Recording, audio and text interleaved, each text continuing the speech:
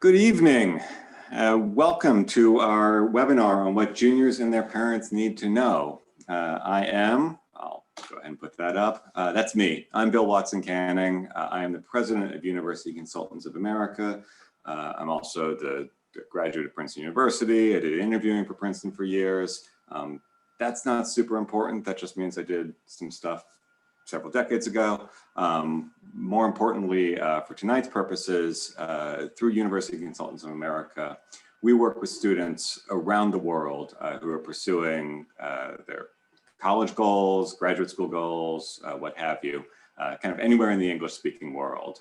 So across the United States, across Asia, we're very excited to be now reaching out to Maricopa County as part of a new initiative. And so do want to welcome everybody here today to this webinar. Probably run about half an hour. I could speak forever, but I know how these webinars go. We've all been living on these for the past year. 30 or so minutes seems about right. And certainly, happy to have some Q&A there as well. I know that that's oftentimes the most valuable thing here. But do want to thank everybody. The application season for the 12th graders is kind of wrapping up right now. We heard from the Ivy League schools yesterday. We're hearing from Stanford today. I'm still waiting to hear myself what some of those decisions are. I know that means that the 11th graders are getting going. I'm sure we may have some 9th and 10th graders with us as well. We kind of work with everybody. I've mentioned the Ivies, but we work with people at sort of all levels, kind of no matter what your goal is. And this is not, I promise, sort of heavy on what we do, so much as it's just nice to have stories. We do like to just be able to share the information. The better informed the people are about what to expect from the year ahead if you're in 11th grade, from the 2 years ahead in 10th grade, what have you, the better informed you are, that's really our mission, the better we're all gonna be able to do. In terms of what I want to cover today, always want to start just by making sure we're all kind of aware of how colleges are evaluating students. That is kind of the name of the game, but as you're also probably aware, if you've been on the planet for the past 13 to 15 months, there have been changes everywhere, including to college admissions. I want to talk a little bit about what we're seeing, what we have seen, what we expect to see in the year ahead. And then we'll talk a little bit about how to sort of choose a college that is right for you. We are big believers that the college has to be right for you. It's not about the best college so much as the best college for you. And I've never, ever been in a conversation with students and families where they didn't care about the money stuff in terms of college admissions. So of course, we'll cover some of that. But again, we can have some Q&A a little later on. If there are any questions, happy to stick around. We also do one-on-one consultations. If you don't want to put a question in the webinar, totally understand that. But let's talk a little bit about how colleges evaluate students. And to do that, I'd like to talk about students I had a couple of years ago. I've changed their names to protect the innocent, although I'm not sure you can track them down just from these bullet points all that easily. But we'll call one of those students Wally. Wally had a 1490 on the SAT, nearly a 1500. He was in charge of his school debate team, won plenty of debate awards. He was on the school track team, he's headed towards a path. He was expecting law school, not that, that may adjust. 17 or 18, you believe it or not, do not have to have your whole life figured out. But that's sort of the path Wally thought he was going to go on. Law, politics, government service, something like that. So sort of outstanding scores, GPA was reflective of that. And as I said, some of those accomplishments. And then we had a student who, for these purposes, I'll call Carl. Carl's score was nearly 300 points lower. Again, same GPA as opposed to kind of mostly solid A's. Carl was certainly mixing in some B's and maybe even a little lower on his transcript. Played on the tennis team, did his service projects, really wanted to get involved in music production. And the reason I bring these two students up is I think it's a good example of the different ways that schools evaluate students. Now, both of these students happen to be located in Florida. Wally sailed straight in to the University of Florida. That is kind of the flagship school in the state of Florida, whether it's University of Arizona or wherever it is you're looking. The flagship universities, any of the public universities, really are using a heavily numbers-based criteria to evaluate students. Carl, I don't think even bothered applying to the flagship university, probably was not going to get it with a 1210. Certainly did apply to some public universities, so we had some options. But when we look at those large public universities, not universally, but by and large, we are talking about a numbers game. Test scores, GPA, these are institutions that are funded by the public. And as taxpayers, we generally like to have objective measurements we can look at. And it's going to be awfully awkward for the Dean of Admissions to explain why he took a student who had 300 points lower on his SAT than another student, carving aside, certain athletic scholarships and what have you. But on the other hand, when we move into some of the smaller public universities, some of the private universities around the country, we get into what is called the holistic admissions system. It means they are evaluating the whole person. They're not just looking at numbers, although certainly they do, but they're looking at what might this student contribute beyond the numbers. What is the nature of the whole person? Wally's dream school, if I recall correctly, was the University of Chicago. University of Chicago is an outstanding university in Chicago, no surprise. It is one of the most selected universities in the country. It's a school that I would say, it's the kind of school where I tell people nobody's a lock for that kind of school. And, not terribly shocking that Wally did not achieve that particular school. But what's interesting about this case is that both of these students actually applied to Tulane University, which is a wonderful private university in Louisiana, in New Orleans, in fact. I love Tulane. I recommend it to a lot of people. Tulane is a school that's good at kind of everything, which is why I love it. It has a really great community service component that's actually woven in to everything they do. It's part of the philosophy of the school. And when Wally and Carl both applied to that school, Carl got in and Wally did not. And why did that happen? Why did a student with, like I say, an SAT score nearly 300 points lower sail straight in as an early admit, applied as part of the early cycle to that school, whereas a student with kind of outstanding credentials did not? Well, and I do want to emphasize here, I'm just using the school as an example. Wally did have some excellent options at the end of the day. But when we sort of took a step back and kind of reviewed the applications in that case, it was quite clear that Wally put a lot of energy into his University of Chicago application, as you would. It's the dream school. And it kind of, honestly, there's no other way to put it, kind of phoned in the Tulane application. Tulane asks a question on its application about why you want to attend Tulane. In fact, I think the question is literally, why Tulane? And Wally said some nice things about it's got an excellent pre-law track, and I hear the food is great in New Orleans, and kind of called it a day. Carl, on the other hand, made it clear that he adored Tulane. It was really pretty clear it was his top choice school. As I say, he wanted to pursue music production, and he had already done research about opportunities that he was going to have living in New Orleans, both as part of Tulane, as part of the larger community, to participate in that, to grow in that direction. Certainly the service component was something he could speak to well. Really, this was somebody who had a strong reason for wanting to go to the school, and had clearly taken a great interest in the school. And that's what I mean about sort of looking at the whole person, just as sort of an example. Because what these schools are ultimately doing is not rewarding you for past accomplishment. They are betting on your future potential. And I am sure that when Tulane looked at Carl, they said, well, this is somebody who may not have been inspired in every possible class when he was in high school. But if he comes to Tulane, there's a good chance that this kid's going to thrive. and that's the bet they took. So let's talk a little bit more specifically then about what it is that schools are looking at when they look at that holistic evaluation. I'm going to put up an evaluation form for a little school in Cambridge, Massachusetts called Harvard. I put this form up, and I know it's not easy to read there, and don't worry, I'm going to zoom in a bit in a second. I put the school up because most of you have probably heard of it, but just about any smaller university is going to be using sort of a similar form here.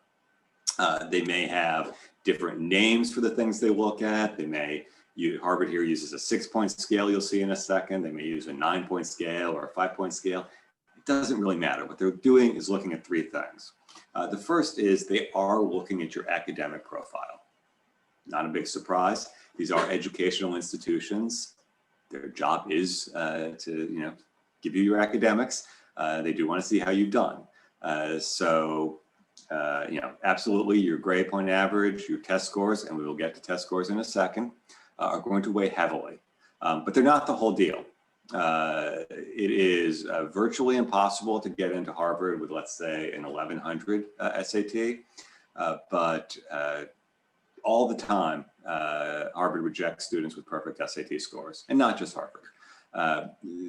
All the time you will see situations where somebody has a test score 100 points higher than somebody else, and that second person gets in, like in the example actually on the previous page, this particularly pronounced one.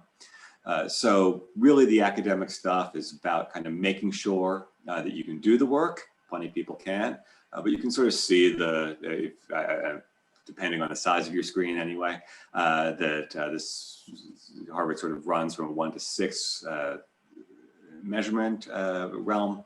If you have particularly impressive credentials, you're a genuine scholar, close to 800 on your SATs, you're going to get the highest score. Excellent grades moves down, all the way down to serious concerns about your academics. So that's not a huge shock, I hope, to any of you. The second area that Harvard is evaluating here, they use about 5 different terms for it here: extracurriculars, athletics, community. Hopefully you can read the rest. What it's really asking here is, what does this student do when the student is not actually sitting in a classroom?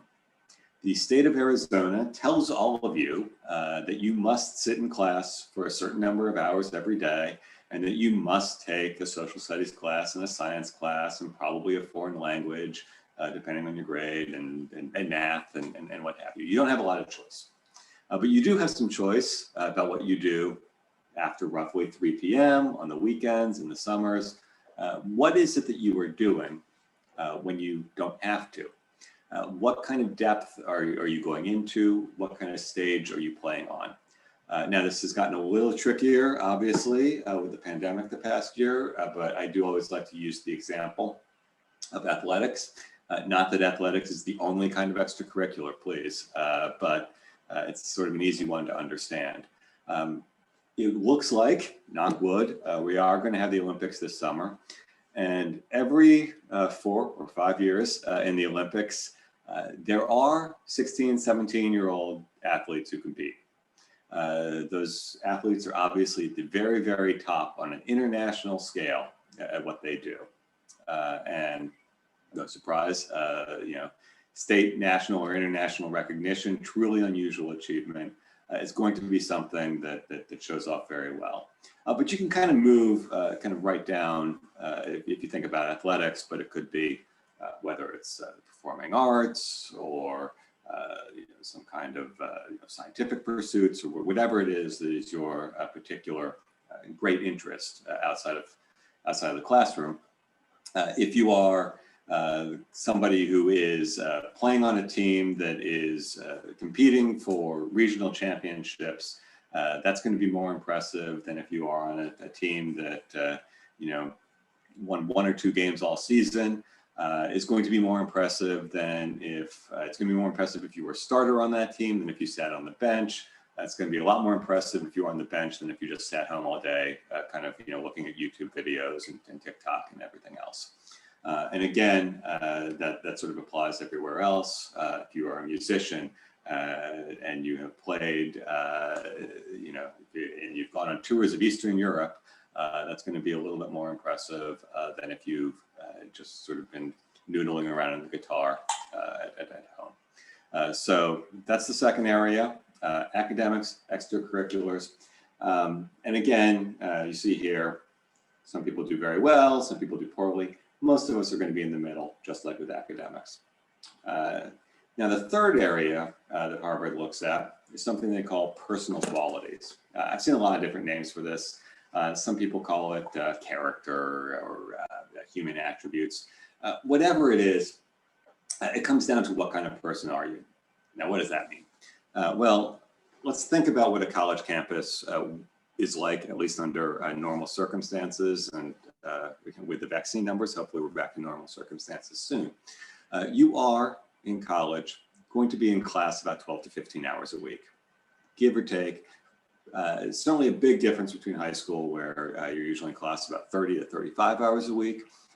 So when you are in that classroom for those 12 to 15 hours, it is absolutely appropriate for you to be a taker in the classroom. You are there to learn from the professors. The professors do know more than you. That's why they're the professors. And sure, you should be part of lively class discussions and what have you, but you know, absolutely be a taker. But you're not just on campus for 12 to 15 hours a week. Unlike high school, where you leave once the bell rings and go off and do other things, college campus, you kind of stick around. Most schools, you're going to live on campus at least for the first year. Most private schools, you're going to live on campus for all 4 years. That's what they want.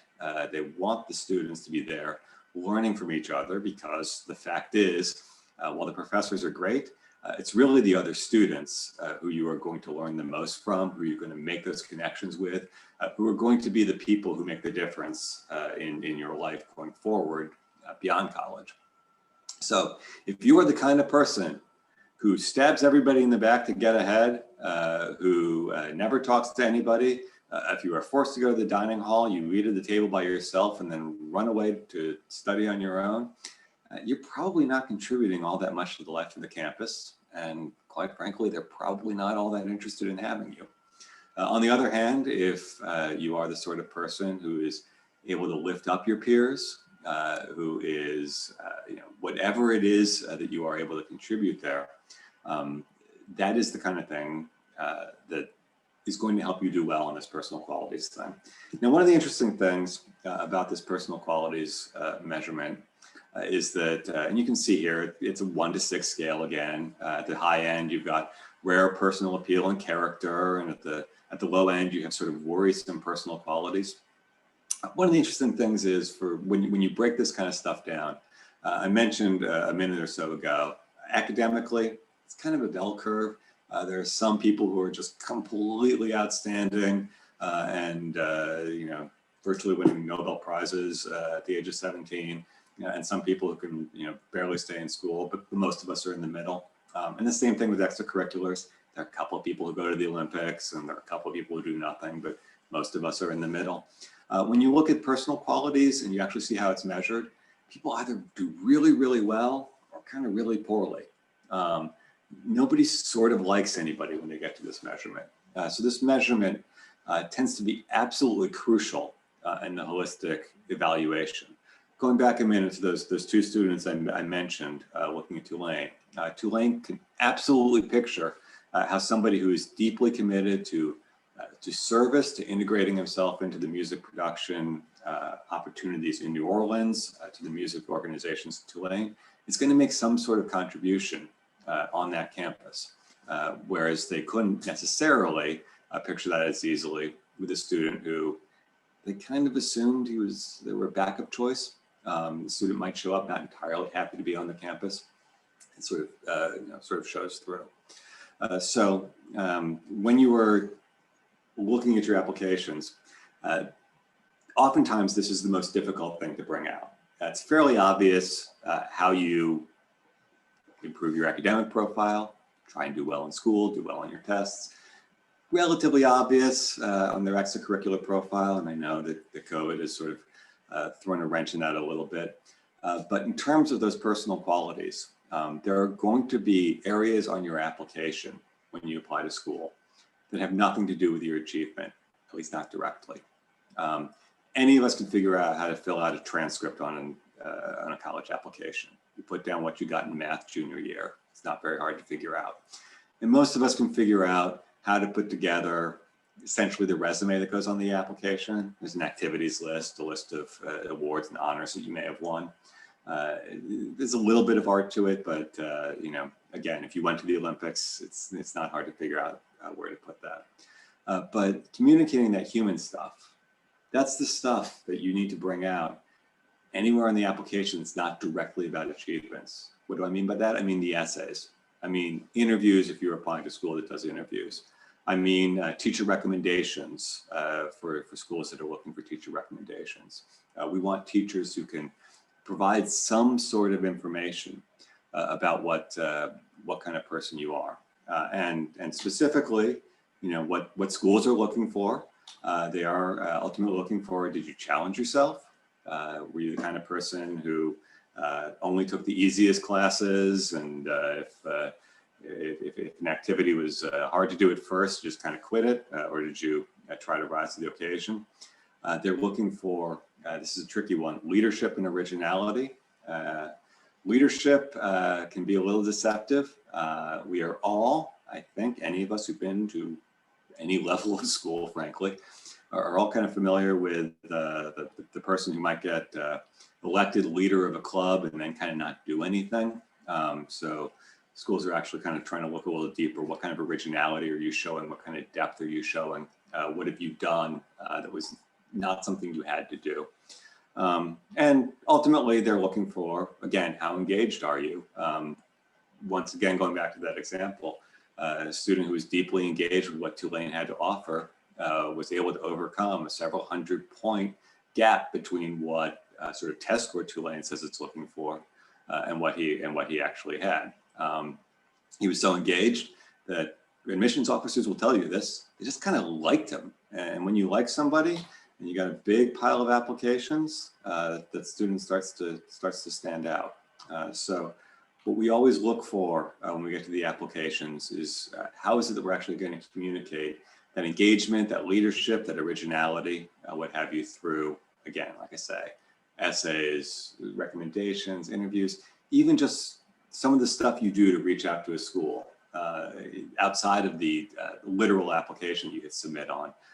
How is it that you are behaving when you go to an information session or send an email to an admissions representative? So that's kind of what schools look for. That hasn't really changed, but yeah, we've all been on the planet for the past 15 months or so. There have been changes to every area of life. And sure enough, we've seen a lot of them in admissions. And some of them may have been a one-off for the current crop of seniors. Some of them have effects that are going to extend at least to the current crop of 11th graders and possibly beyond. And some of them may just be here to stay. So always, in some ways, it's a little quick to talk about this. As I say, the decisions are just out. This is a bit like when political junkies try and talk about what an election tells us about America, and it's literally the day after the election. Sometimes we need a little time to sit with the data and figure it out. But I can tell you a few things that we've seen already. Number one, the rich got richer. It's true for Jeff Bezos's portfolio. It's true for colleges. Harvard this year saw a 43% rise in the number of people who are applying. That is going to be true for pretty much all of the big name schools.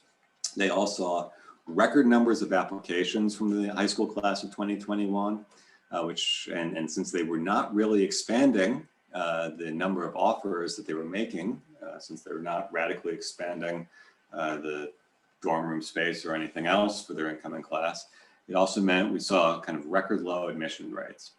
One thing that happened, some of it happened for some reasons I'll get to in a second. Some of it happened just because in times of chaos, people tend to go for brand names oftentimes. But the competition just gets fiercer and fiercer and fiercer at the Ivies, at the Ivy League equivalent schools, kind of your flagship universities. Those schools, those elite private schools have done extraordinarily well at recruiting students. The flagship, public universities have done extraordinarily well as well for kind of economic reasons, not hard to understand. A lot of people, who've struggling with the economy, the labor market the past year, you're going to be looking oftentimes a little more locally just for financial reasons. So those schools have tended to do well. That has left a number of schools out there, however, that are not seeing as many students as they might have a year or two ago. Those schools are still around.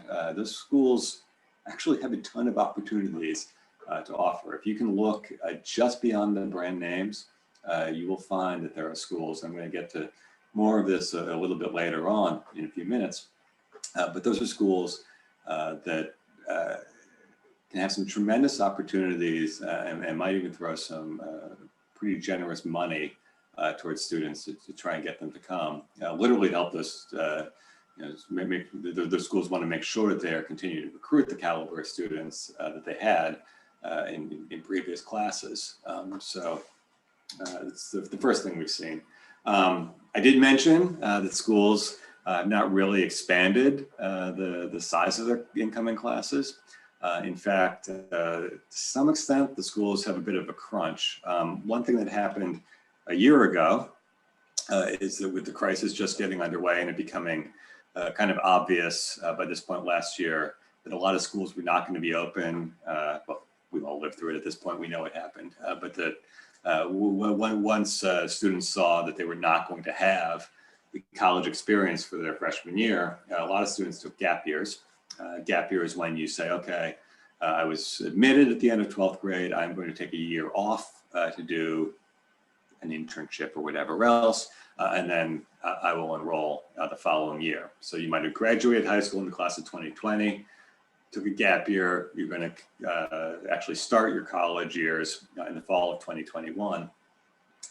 More students took gap years than ever before last year, which unfortunately meant that there were some of those spots just sort of had to be saved for the students they were already committed to. Another thing we saw, and this did happen last year, but it's happening in a really pronounced way this year, is that schools are heavily using wait lists. Now the wait list is a situation where you get your decision and it's no decision. You haven't been rejected, you haven't been accepted, you're on the wait list. They're going to let you know if they have space for you, and it's going to depend on how many of the students they've accepted already actually take a spot, since they are competing with other schools for those students. Historically, wait lists have always been around. They're being used in a much more pronounced way, I think, for a few reasons. It has just frankly gotten more difficult because of the changes to the economy for students, for universities to forecast quite as precisely which students are going to be able to show up. So to some extent, they want to play it safe, because the last thing they want, let's say they have 1,500 beds available for the freshman class, literally in the dorms, because they're going to require you to live on campus, especially that first year. They got 1,500 beds. They kind of have to play a game to figure out how many spots they offer are taken. Let's say it's a school that gets roughly half the students when they make offers to accept. They send out 3,000 offers and exactly 1,500 students accept. Great. But if they're a little more attractive than they expected and it's only 1,600 students accept, now they got to find an extra 100 beds. 100 beds they can probably find, but start talking about larger numbers, it can grow to be a problem. So what we're seeing is actually schools accepting kind of fewer students than they might usually, but using the wait list a little more generously. It's kind of a cruel game, unfortunately, for the 12th graders who would actually like to know where they're going next year, and they're going to have to wait. And in some cases, they may never be told when the wait list closes. So it's an unfortunate game, but one we are seeing being played. A big change. It happened pretty much across the board everywhere last year. We are seeing it extended somewhat into this year, is test optional. You probably heard about this. The SAT and ACT are the most prominent standardized tests that get used by colleges. They've served a lot of literature you can read out there about the problems with those standardized tests, but in terms of the purpose they serve, it does allow schools some sort of level playing field to at least sort of say, okay, student A went to a high school that grades very, very harshly and has a 3.5, and student B goes to a high school that might be more generous and has a 3.7, but they both have the same test score, so we can assume maybe they're comparable. I know there are flaws in that logic, but that's kind of the logic. Unfortunately, last year, it was almost impossible to, it was literally impossible to offer tests for a lot of the dates that they were hoping to. Students did not necessarily have as many cracks at the test as they would normally have. Certainly if you were constantly seeing test dates canceled. A lot of international students, even this year, are not able to take tests because test dates keep getting canceled. So schools went test optional, which was a big change, but at the same time it wasn't. Test optional has actually been around for years. It was used in a more pronounced way last year, but this was not something that was totally brand new. We'd seen students use this in the past. And I just do want to emphasize that test optional is not the same thing as test blind. If you have a 1580 on the SAT, you should report that score to every school around because no school is going to say, oh, I wish you hadn't told me that. And the flip side is, if you have been struggling through high school, your report card has almost no A's on it, then the fact that Harvard was test optional last year is not going to make Harvard look past your report card at that point. It's sort of just not going to happen. Certainly it has its uses if you were literally unable to get a test. Or if there is, for some reason, your test score really does not reflect the rest of your application. And I have seen that. I have seen students with severe test anxiety. But otherwise, for the most part, you actually do want the test if you can report it. A few other changes.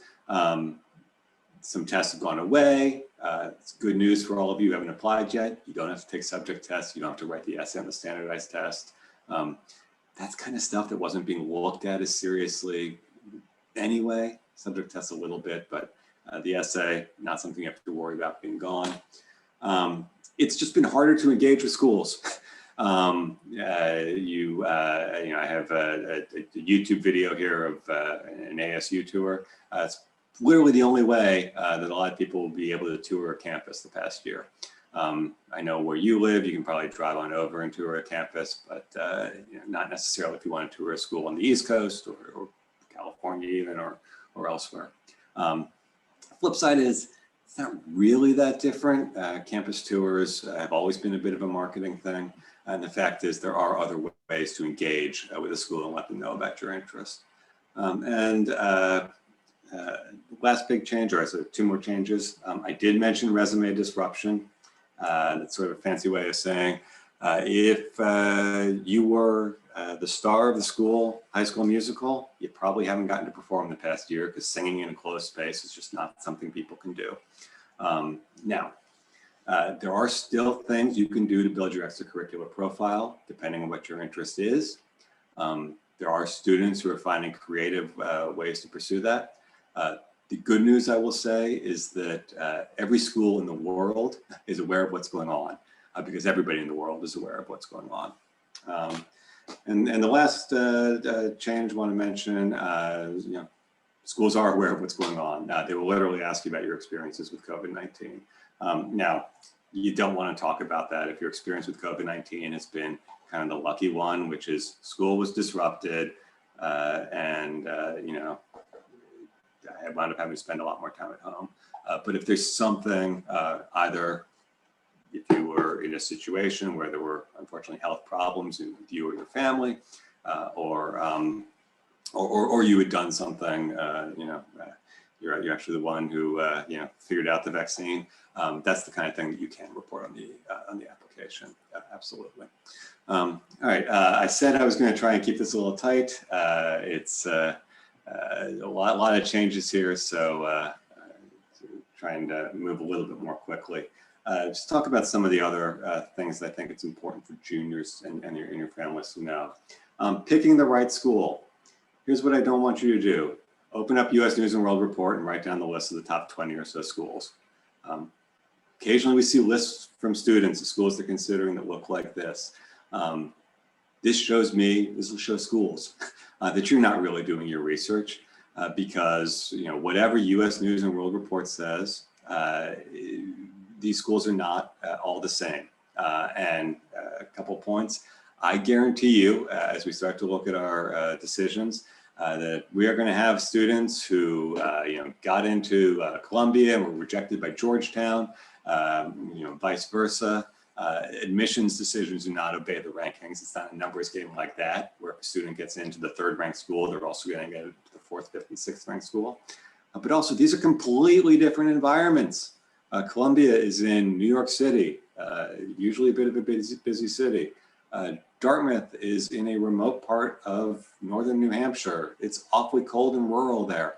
It is just not the same experience, So what I want you to think about instead is that there are plenty of schools, every school on this list, but we track 250 schools on a regular basis. There are plenty of schools that can give you extraordinary academics.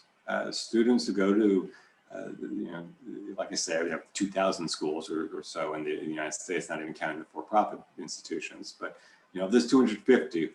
All those students are getting jobs out of school. All those students who are in an environment where they can thrive are going to do well. You need to make sure you are finding schools where you can thrive. And what are some of the things that I want you to look for as you're looking for a school? Well, I want you to look past the rankings. The rankings are pure algorithms. Schools game those rankings all the time. I'm not going to spend a lot of time on this particular point because I want to get to some others, but just Google Northeastern University and college rankings. Northeastern is a very good school in Boston, but they've been explicit for 25 years now that one of their missions is to climb the college rankings. And they've climbed something like 100 spots during that time, literally. They're about 150 in US News now. They're not in the top 40, they're right on the outside of the top 40 in that particular ranking. And that's because they do things that are specifically designed to raise the ranking. So when US News would look at acceptance rates, they'd game their acceptance rate.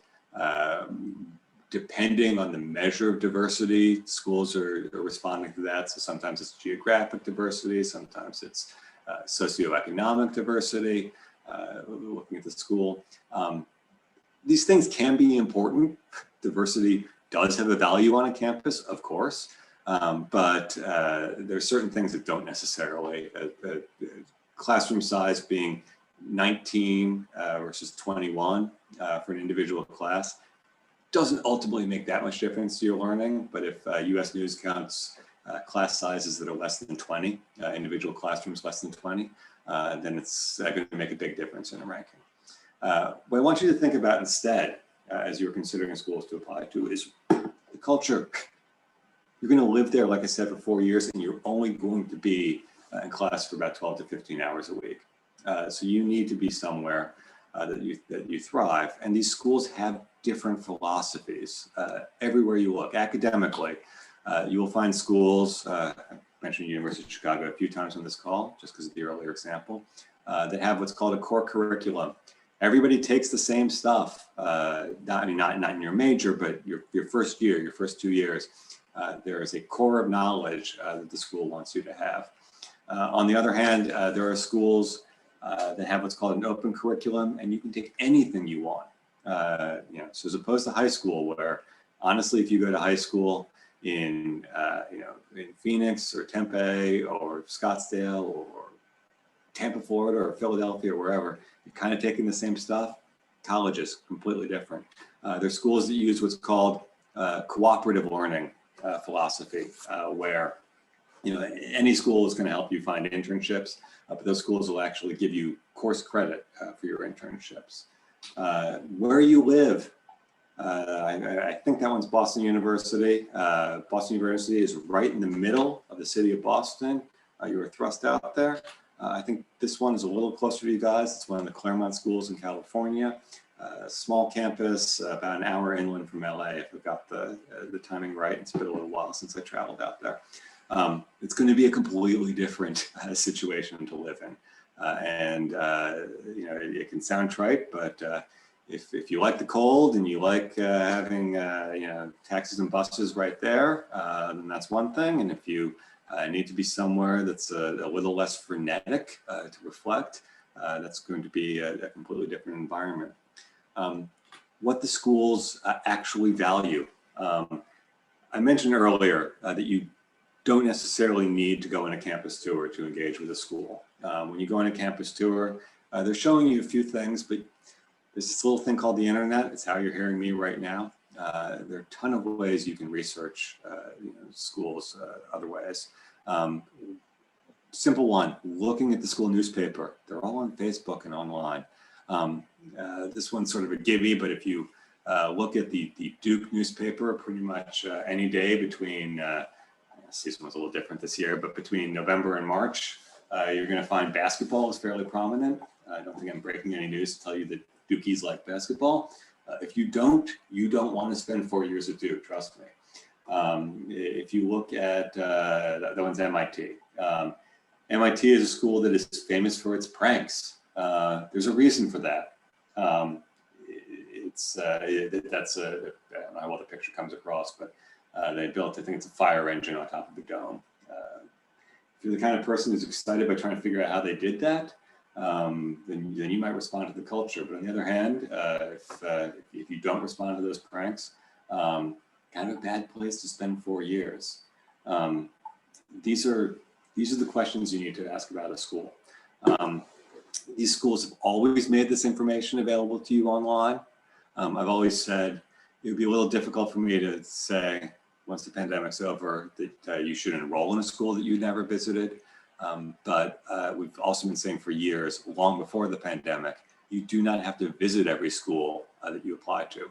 But you do need to take an interest in them. You do need to do your research. You do need to understand what it is that makes Duke different from MIT, that makes Tulane University different from the University of Chicago, that makes, pick your school. Some things are easy to figure out. University of, the Arizona University system, public university system, is it U of A or ASU that has more than 100,000 students now? That's going to be a very different environment from the Claremont schools I showed them a moment ago that have, around 1,000 students per, not even per class. So a ton of environmental questions you can ask. The last thing, and then I'll sort of see if there's any Q&A, and I know I went over the time I said I would. Just enjoy talking about this stuff, and there's a ton of changes this year. The money stuff. I know that this is sort of a big question for everyone. And I don't think I'm breaking any news by telling you all that college is expensive. Even a cheap school, you're still going to be on the hook for tens of thousands of dollars a year. The quoted tuition at your public university may be less than that if you are fortunate through various programs, but you're still going to need a place to live. You're still going to need insurance. You're still going to need all sorts of stuff. It's an expensive proposition, but it also does not have to be quite as expensive as some of the sticker price stuff you will hear about. A lot of times you'll hear about how a private university is more than $70,000 a year. It's the kind of press release that gets put out. But what they're not telling you is not everybody pays that. There are various ways that college costs can be brought down. The first is pure need-based aid. You will fill out, it's called the FAFSA, various forms of fill out. You kind of have to fill them out no matter what. If you are you're basically going to report your income and your assets. Not a lot you can do to change that, especially if a student is already kind of halfway through 10th grade. But it's a strict mathematical equation. They look at that, they say, okay, while our quoted price might be $70,000 a year, given your financial portfolio, your expected family contribution is $40,000 a year or whatever that number is. But that's not the only way that college costs can get brought down. The one that everybody runs to, and it's fine and good, are scholarships. There are a gazillion scholarships out there. That's an exactly accurate number that I just quoted. If you go online, they're constantly coming online and offline. I just went on FastWeb a few hours ago today to grab a screenshot there, and you can see some scholarships that are coming up in the next few weeks. And they're nice, $1,000 here, $2,000 there, $2,222 there. Look, if I found $2,222, behind my couch, I'd be very excited. That is, it is nothing to sneeze at.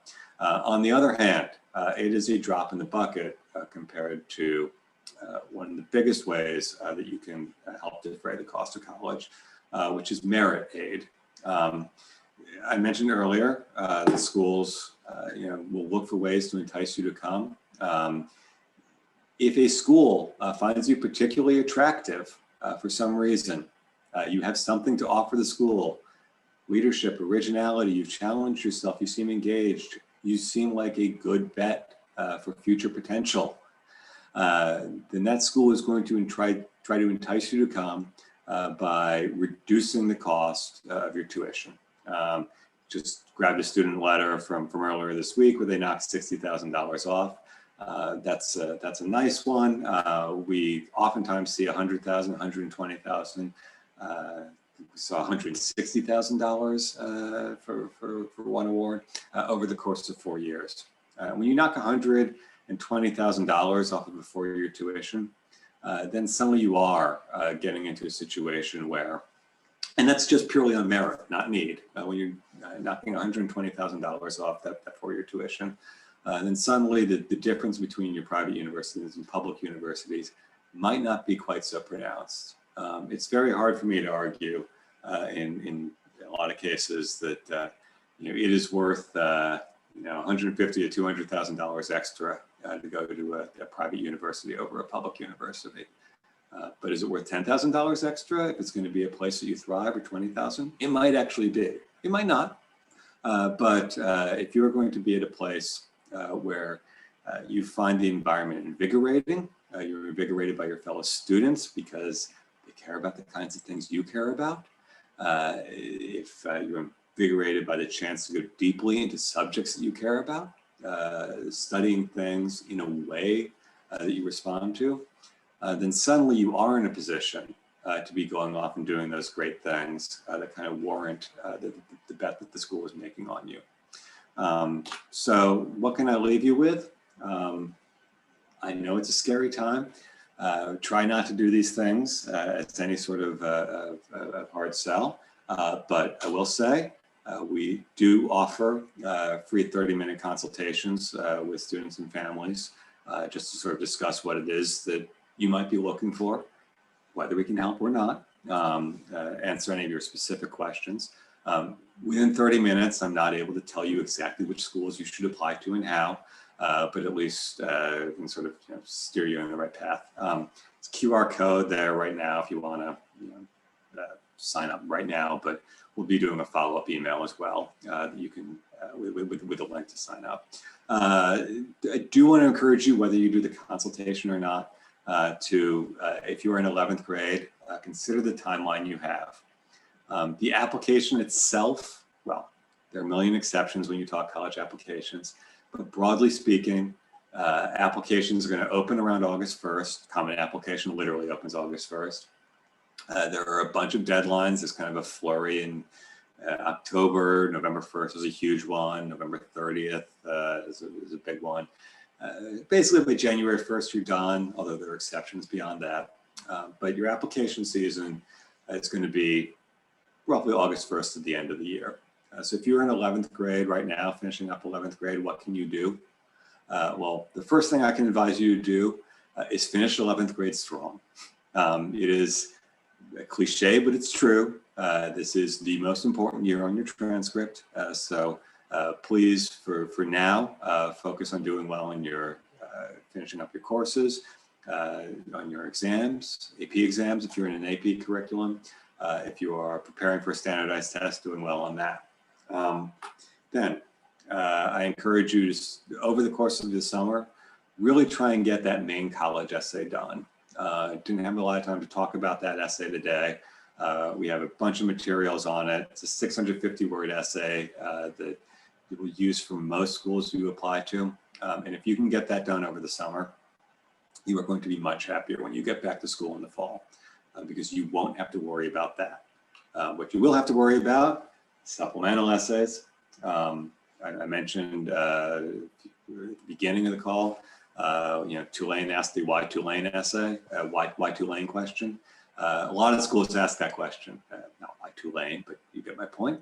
But there are other types of essays they have. You will, depending on the schools you're applying to, spend a lot of time in the fall writing those supplemental essays. You can't really do it before the fall because schools adjust their questions, especially they've been adjusting them because of the wake of the pandemic.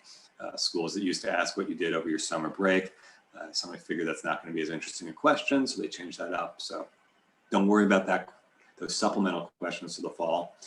During the fall, if you're applying to schools that do interviews are valuable, they're important. You want to prepare for those. Those can extend into January and February, actually. Keep on top of your deadlines. Think of those deadlines. Those are the last possible days. Those are not like due dates in high school, though. There is nothing that says that if a college application is due for a school on January 1st, that December 31st is the day to apply. In fact, probably a pretty good idea to apply, I don't know, December 5th, 10th, something like that. Schools actually can see when you apply. They can tell if you're interested. And it is going to take time to prepare for that. So having sort of a sophisticated approach to the deadlines makes a huge difference to success. I'm not saying I've never seen a student file at the last minute and get some success, but the students who do the best really do tend to be the ones, even if they're procrastinators everywhere else in life, because I was a teenager once, I have a teenager now. We're all procrastinators, especially then. But for the college applications, staying on top of that early makes a huge difference. And the last thing I want to emphasize, I said we track 250 schools. There is a school out there for everyone. I really do believe that. I've been doing this, interviewing and stuff before that, but I've been with UCA now for I think 6 years. Never seen a student who didn't have some option. Not saying if your lifelong goal is to go to Stanford University, not saying you're going to get that because very few people do.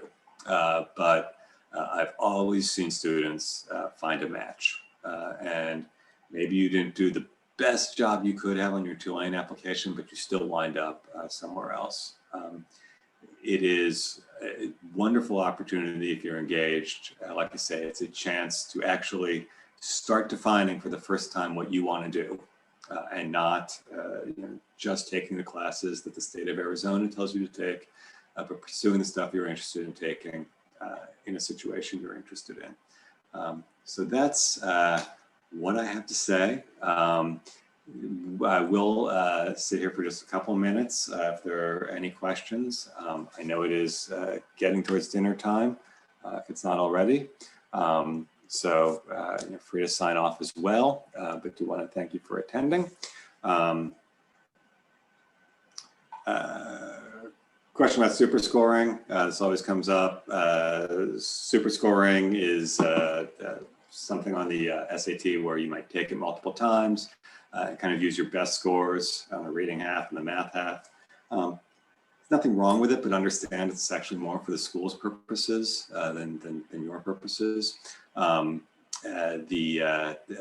Schools love to report that the average incoming super score for their freshman class was 1460. But the fact is, for super score, they are going to see everything they're going to see all the components that went into that.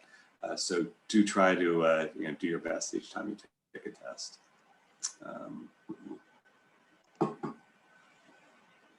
Any more questions? All right, like I said, there's going to be a follow-up email at this point tomorrow. Do want to thank everybody for coming out on this Wednesday evening. I want to wish you all the best with wherever you are in your college application journey, whatever your goals are. I'm rooting for you and wish you the best, and thank you, and have a wonderful evening. And hope to see some of you in the future. We are going to keep doing these. We are, like I say, going to continue to reach out to Maricopa County and look forward to hearing about all of your success in the future. Thank you so much.